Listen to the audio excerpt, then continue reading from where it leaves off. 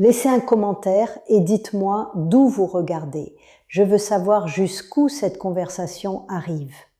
Il y a 2 mensonges qui circulent sur ce sujet et tous les 2 vous ont manqué de respect.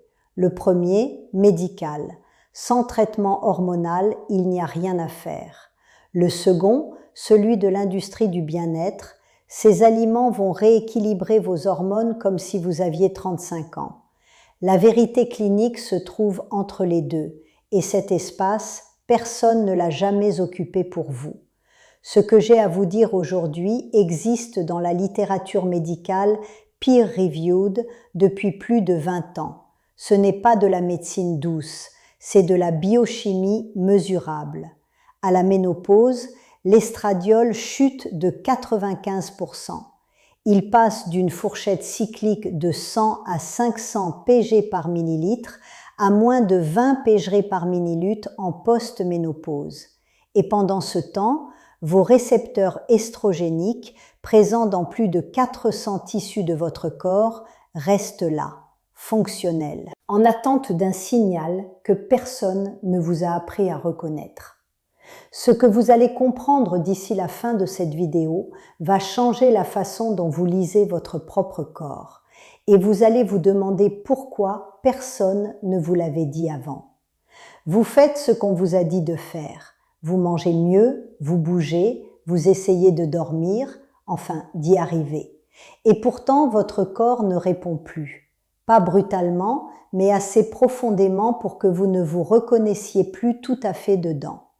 Si vous en avez parlé à un médecin, il y a de fortes chances qu'on vous ait répondu « c'est la ménopause, c'est normal, apprenez à vivre avec », comme ça. Honnêtement, ça me met en colère. Pas contre les médecins, je suis médecin, j'ai travaillé 30 ans dans ce système.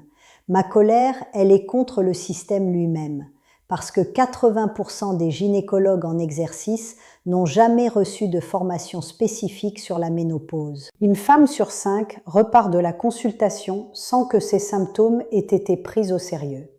Et 3 femmes sur 4, 3 sur 4, n'ont aucune prise en charge adaptée. Ce n'est pas de la malveillance, c'est un silence institutionnel et vous en payez le prix dans votre corps aujourd'hui. Laissez un commentaire et dites-moi d'où vous regardez cette vidéo. Je lis chaque réponse et je veux savoir jusqu'où cette conversation arrive. Il y a 2 mensonges qui circulent sur ce sujet et tous les 2 vous ont manqué de respect. Le premier, médical, sans traitement hormonal, il n'y a rien à faire.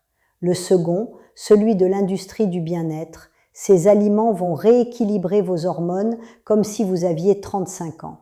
La vérité clinique se trouve entre les 2 et cet espace, personne ne l'a jamais occupé pour vous. Ce que j'ai à vous dire aujourd'hui existe dans la littérature médicale peer-reviewed depuis plus de 20 ans. Ce n'est pas de la médecine douce, c'est de la biochimie mesurable. À la ménopause, l'estradiol chute de 95%. Il passe d'une fourchette cyclique de 100 à 500 pégogrammes par millilitre à moins de 20 pégogrammes par millilitre en post-ménopause et pendant ce temps, vos récepteurs estrogéniques, présents dans plus de 400 tissus de votre corps, restent là, fonctionnels, en attente d'un signal. Ce que vous n'avez jamais su, c'est que certains aliments envoient ce signal. Et pourquoi ça fonctionne pour certaines femmes mais pas pour d'autres, c'est précisément ce que ce système a choisi de ne pas vous expliquer. D'ici la fin de cette conversation, vous allez comprendre le mécanisme exact et vous allez vous demander pourquoi personne ne vous l'avait dit avant. Le silence s'arrête ici. En 2002, une étude américaine a tout changé, mais pas dans le sens qui vous a protégé. L'étude WHI a été interrompue prématurément, les manchettes ont circulé dans le monde entier.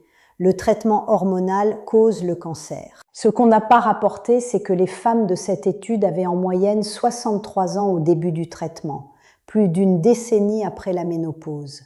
Le protocole ne s'appliquait pas aux femmes en périménopause précoce. Mais la peur ne faisait pas cette distinction. En 2 ans, les prescriptions de THS ont chuté de plus de 60% en Europe et les femmes qui avaient le plus besoin d'une conversation honnête ont été abandonnées dans la panique. Ce n'était pas de la médecine fondée sur des preuves, C'était une réaction collective, et vous en payez encore les intérêts aujourd'hui. Ce qui s'est passé dans les facultés de médecine après 2002, personne n'en parle vraiment. La ménopause occupait déjà moins de 2 heures dans la plupart des cursus européens, et cette donnée n'a pas changé. La peur des hormones s'est transformée en silence institutionnel. Les médecins formés dans ces années-là ont hérité d'une anxiété, pas d'un savoir. Votre mère vivait la même chose pendant ce temps. Elle n'a pas parlé des sueurs nocturnes, du brouillard mental, de la façon dont son corps lui était devenu étranger. Pas parce qu'elle ne souffrait pas, mais parce qu'on ne lui avait pas donné les mots. Et ce silence, elle vous l'a transmis. Pas par indifférence, par héritage. C'est tout ce qu'on lui avait appris à faire. Et vous voilà aujourd'hui, 30 ans plus tard. La science a partiellement corrigé ses conclusions. On sait maintenant que l'étude WHI ne s'appliquait pas aux femmes qui commencent un traitement au moment de la ménopause. Mais les systèmes de formation médicale n'ont jamais rattrapé ce retard. La durée moyenne d'une consultation pour symptômes ménopausiques reste inférieure à 7 minutes. 7 minutes pour quelque chose qui remodèle activement votre chimie cérébrale, votre densité osseuse, votre microbiome, simultanément. Et c'est dans ce silence persistant que la question alimentaire que je veux vous poser aujourd'hui devient urgente. Ce qui a été discrètement documenté dans la littérature médicale pendant ces 30 années, la plupart des femmes ne l'ont jamais entendu. Mais il y a quelque chose à comprendre d'abord, sur ce que votre corps fait, depuis tout ce temps, sans que personne lui réponde. Alors qui a failli ici, concrètement ? Le système de formation médicale a transmis une anxiété après 2002, pas une compétence. Des médecins ont appris à esquiver le sujet des estrogènes, à le rendre compliqué, à orienter vers autre chose. Et dans l'espace que la médecine a laissé vide, l'industrie des compléments s'est engouffrée. Elle a reconditionné une réalité clinique modeste en produits à 80, 150, parfois 200 € par mois, pour des composés qui se trouvent dans n'importe quelle épicerie, pour des femmes qui méritaient mieux que d'avoir à choisir entre être ignorées ou être vendues à quelque chose. Et vous, votre mère, toutes les femmes qui ont traversé ça avant vous, vous avez payé le prix de cette faille, pas seulement en argent, avec des années à vous demander si c'était dans la tête, si vous exagériez, si c'était simplement ce que vous étiez devenu. Ça n'avait pas de nom dans votre famille, ça n'avait pas de mécanisme, et pourtant l'explication existait dans la littérature scientifique, en attente. Voici ce que personne ne cartographie pour vous. La progestérone chute à des niveaux proches de 0 dès la périménopause, parfois 4 à 6 ans avant vos dernières règles. La testostérone a déjà perdu environ la moitié de sa concentration entre vos 20 ans et aujourd'hui, rarement mesurée, comme si les femmes n'en avaient pas besoin. Et quand le cortisol entre dans cette équation, il entre en compétition directe avec la progestérone pour les mêmes récepteurs cellulaires. Dans un corps en déficit hormonal, il gagne, presque à chaque fois. Ce fond d'irritabilité, cette résistance à la perte de poids, ce sommeil qui ne répare plus, ce n'est pas du stress mal géré. C'est une cascade hormonale qui se joue silencieusement depuis des années. En 30 ans de pratique, j'ai vu ce schéma exact des milliers de fois. Une femme arrive en consultation. Je me sens anxieuse, je n'arrive plus à me concentrer, je pleure pour rien, je dors mal. Et on lui prescrit un antidépresseur. Ce qu'on ne lui dit pas, c'est que l'estrogène régule directement l'expression d'au moins 6 sous-types de récepteurs de la sérotonine dans le cerveau. Quand le signal estrogénique s'effondre, le système sérotoninergique se réorganise. Pas métaphoriquement, chimiquement. Les femmes en périménopause ont 2 à 4 fois plus de risques de se faire prescrire un antidépresseur que les femmes du même âge sans fluctuation hormonale. À 52 ans, j'ai commencé à me réveiller à 3 heures du matin avec une sensation que je ne savais pas nommer. Un fond d'anxiété, sans raison, posé sur ma poitrine dans le noir. Je suis médecin. Il m'a fallu 3 semaines à douter de moi-même avant de comprendre que c'était mon propre cerveau qui traversait exactement ce que j'avais vu traverser à des milliers de patientes. Il existe dans votre intestin un écosystème bactérien qui a un nom précis, l'estrobolome. Son rôle est de métaboliser certains composés végétaux, les isoflavones, les lignanes, en molécules capables de se lier à vos récepteurs estrogéniques. Le métabolite actif qui en résulte, l'école, n'est produit que chez 25 à 50% des femmes en Europe et en Amérique du Nord, contre 50 à 60% en Asie. Ce n'est pas un hasard géographique, c'est une différence de microbiome, façonnée par des décennies d'alimentation. Ce qui veut dire que certaines d'entre vous peuvent consommer exactement les bons aliments et n'en tirer aucun bénéfice mesurable parce que leur intestin ne possède pas encore les bactéries capables de faire la conversion. Les isoflavones alimentaires, la génistéine, la daidzéine, présentes dans le soja, les lentilles, les pois chiches, ne se comportent pas comme l'estradiol. Elles se lient préférentiellement aux récepteurs estrogéniques de type bêta. Les ER-bêta sont précisément ceux qui prédominent dans le cerveau, les os, le tractus urinaire et la paroi vasculaire, les endroits où vos symptômes ont leur origine biologique la plus claire. L'affinité de liaison est de l'ordre de 1/100e à 1/1000e de celle de l'estradiol. Mais en post-ménopause, il n'y a plus d'estradiol endogène concurrent pour occuper ces récepteurs. Ces molécules végétales arrivent dans un espace qui attend. Ce qui se passe la nuit, c'est souvent là que le corps parle le plus clairement. La chute du signal estrogénique déstabilise les neurones KND-grés dans l'hypothalamus, les mêmes neurones qui régulent à la fois la thermorégulation centrale et les cycles du sommeil. Vous ne vous réveillez pas seulement parce que vous avez chaud, votre architecture de sommeil est structurellement réorganisée. Les études polysomnographiques documentent une réduction mesurable du sommeil à ondes lentes, celui qui consolide la mémoire, régule le cortisol nocturne et permet au métabolisme de se réinitialiser. Moins de sommeil profond, c'est un cortisol matinal déjà élevé avant même que vous leviez la tête. J'avais une patiente, je l'appellerai Claire, 54 ans, mince toute sa vie, active, raisonnable dans son alimentation.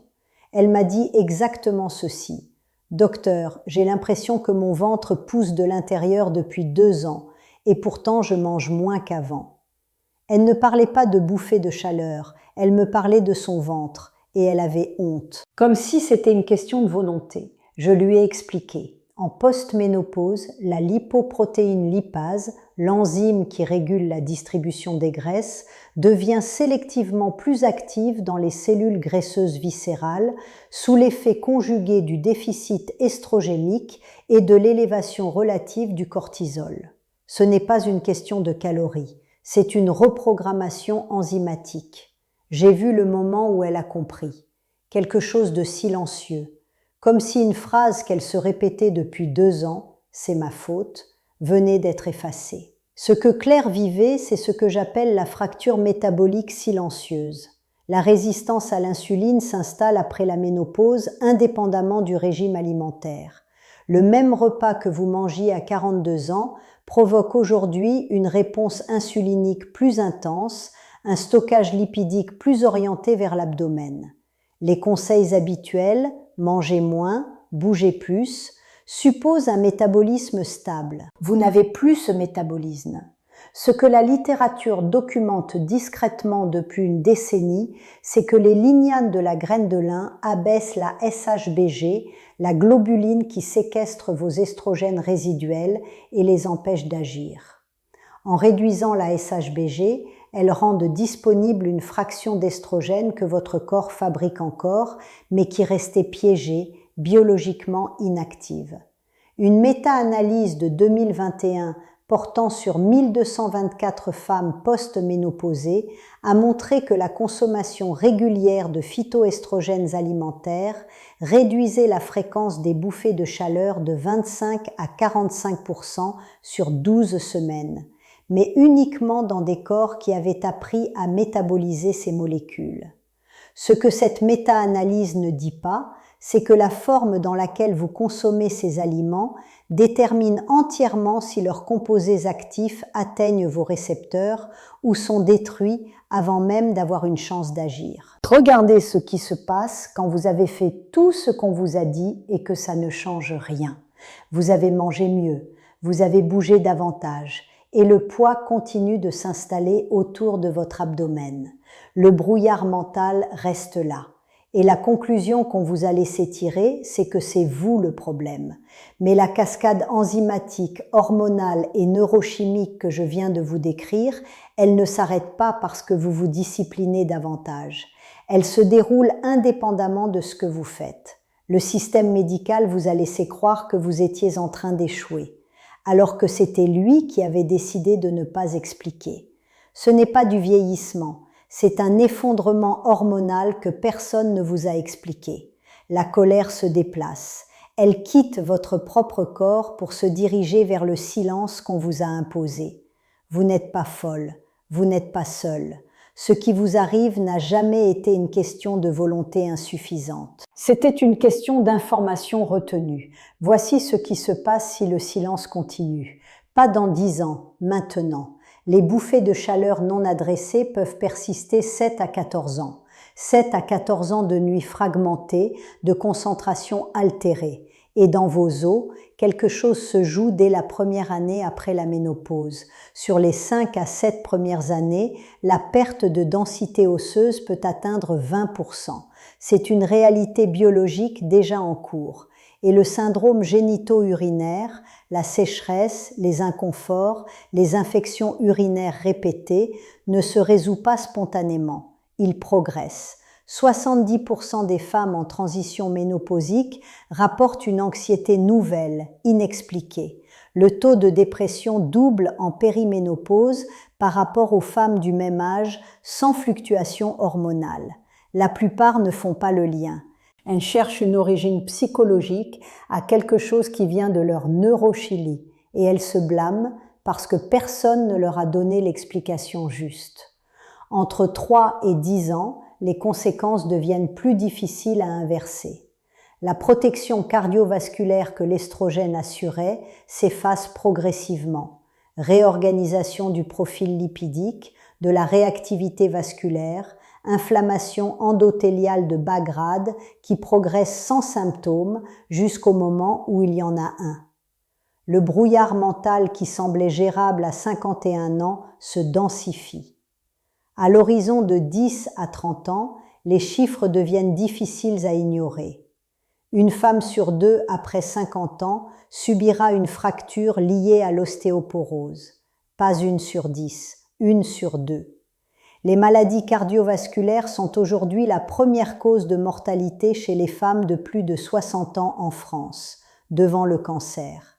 Chaque année écoulée dans l'ignorance a un coût physiologique mesurable. Ce n'est pas de la peur pour vous paralyser, c'est de la biologie pour vous armer. Vous n'avez pas provoqué ces conséquences. Vous avez fait ce que vous pouviez faire avec les informations qu'on vous a données. Dites-moi dans les commentaires lequel de ces symptômes est celui dont personne ne vous a averti, celui que vous avez traversé seul en pensant que c'était juste du stress ou simplement ce que vieillir signifiait. Je lis chaque réponse. Ce n'est pas un échec personnel, c'est un silence hérité avec un coût physiologique mesurable. Alors voici ce que vous faites demain matin. Vous arrivez avec des questions cliniques. Vous dites « Docteur, avez-vous suivi une formation continue en gestion de la ménopause ces 5 dernières années? Ensuite, je souhaite un bilan hormonal complet. Estradiol, progestérone, testostérone libre, SHBG et FSH si je suis encore en périménopause. Pas seulement la TSH. Si vous avez plus de 50 ans et jamais eu de DEXA-scan, demandez-le par ce nom. Si vous battez contre un poids abdominal qui résiste à tout, demandez une insulinémie à jeun. Et si on vous répond que vos résultats sont dans la norme, alors que vous continuez à souffrir, vous dites exactement « Je comprends que mes valeurs soient dans les intervalles de référence. J'ai des symptômes, insomnie, anxiété inexpliquée, prise de poids viscérale, brouillard cognitif, que je souhaite explorer comme cause hormonale potentielle et non traiter comme du stress ou du vieillissement normal. Ce n'est pas de l'agressivité, c'est de la clarté. C'est difficile. Vous demandez à un système qui vous a déjà déçu de soudainement vous servir. Mais vous avez maintenant le langage auquel ce système répond. Si votre médecin actuel ne peut pas vous accompagner, cherchez un praticien certifié. En France, la GEMVI publie un annuaire de praticiens spécialisés. NANAMS dispose d'un répertoire international en ligne. Vous n'êtes pas en train d'échouer. Vous n'avez simplement jamais reçu la vérité sur ce qui se passait dans votre corps.